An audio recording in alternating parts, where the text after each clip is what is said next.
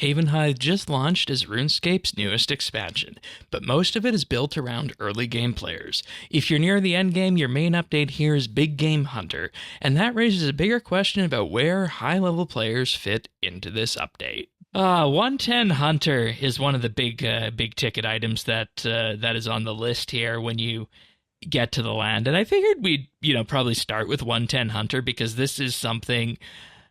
I think that when you look at everything that's on the table with Havenhythe, people will always say, well, where do the upper end players go? The people who, have done everything and are really starting to, complete the game and whatnot. And in Havenhythe Batch 1, that is 110 Hunter. Because we should just set the table here a bit and say that this is a completely new landmass, a completely new continent, and it does skew heavily towards the beginner Early game levels. Yeah. I'll say to start on that. For now. Largely early game content. And I don't think there's a problem with that. What I like There's about not. it, they did tell us that is what it was going to be, unlike where we had great Menaphos. expectations at Menaphos.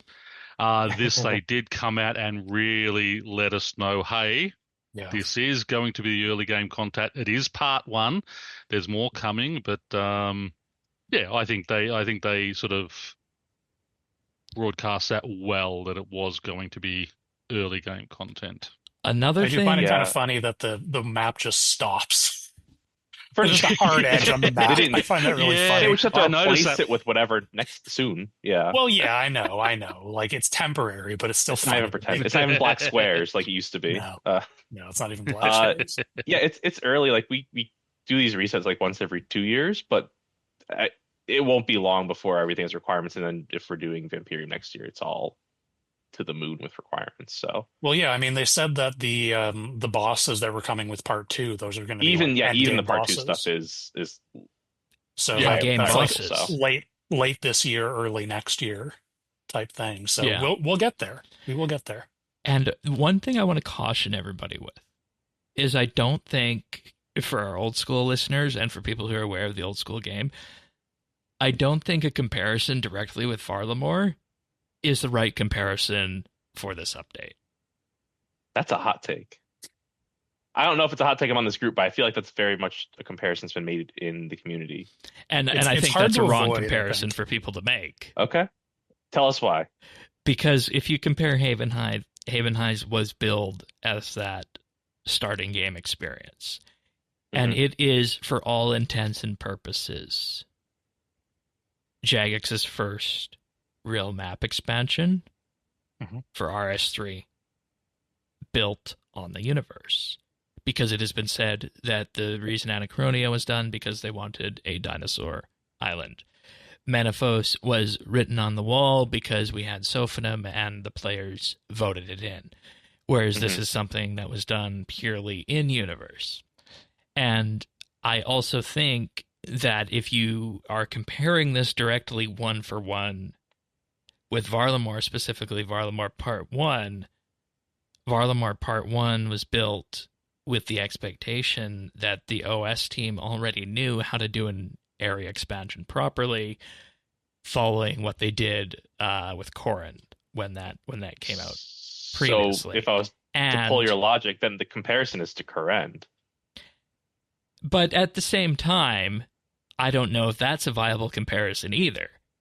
Because Corrin, when that was put out as mainly a differentiating piece of content to say that, this is OSRS, it can walk on its own 2 feet, and it now has some content that is different than of traditional RuneScape from the 2007 era. It existed to say we are not RuneScape anymore. Yeah.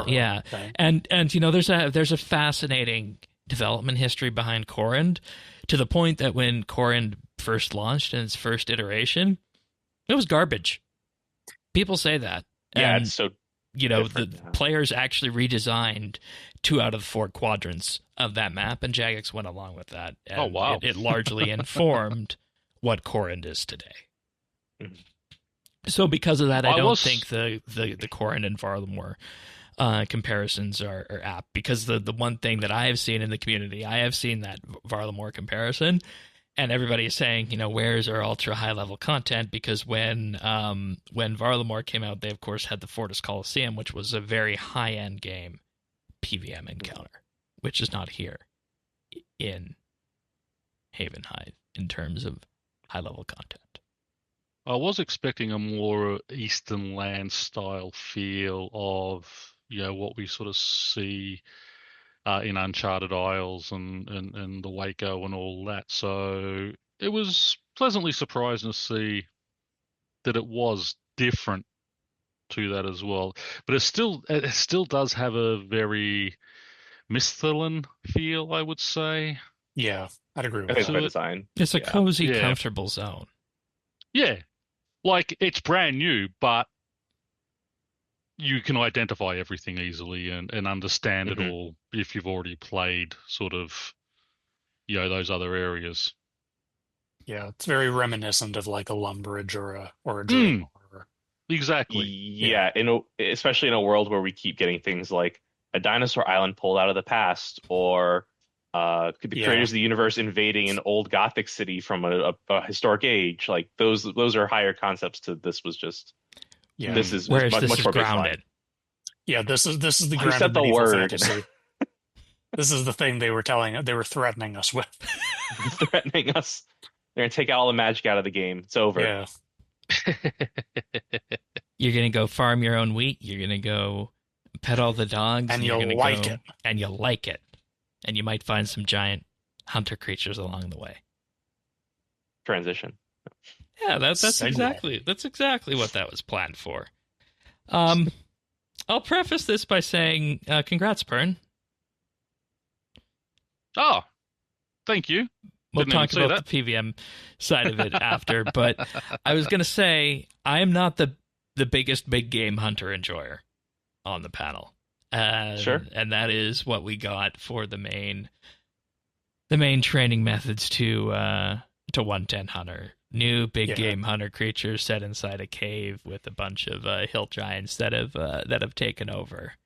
And if you're talking about high level content, this is pretty, like, if you're a high level player, this is pretty much that's what you get. That's what you get. I will say I am a bit surprised they didn't have with a lot of these, especially the 110 updates that were feeding into like new tiers of gear. I'm surprised they didn't have like a stock, like here's a new level of Kayet or something at the 99 plus level that was like the source of the furs or whatever we needed, like a core item. It's really like this thing that basically players call honorary skilling bosses are the core content. Well, yeah, I mean, I think like Shane notwithstanding, I think people broadly like big game hunter, and I think it's divisive. People like it, but I think it's definitely a lot more engaging. I think I do want to say that even though I'm not the biggest fan of big game hunter, I will give this batch of creatures and the instances that came out with this a lot of credit. Because one thing that this one does compared to the Anachronia hunter, it is incredibly smooth compared to how Anachronia Big Game Hunter was when it arrived. And I even go out to say that they took those learning experiences from that Big Game Hunter and used them here just to make it feel like a more polished experience.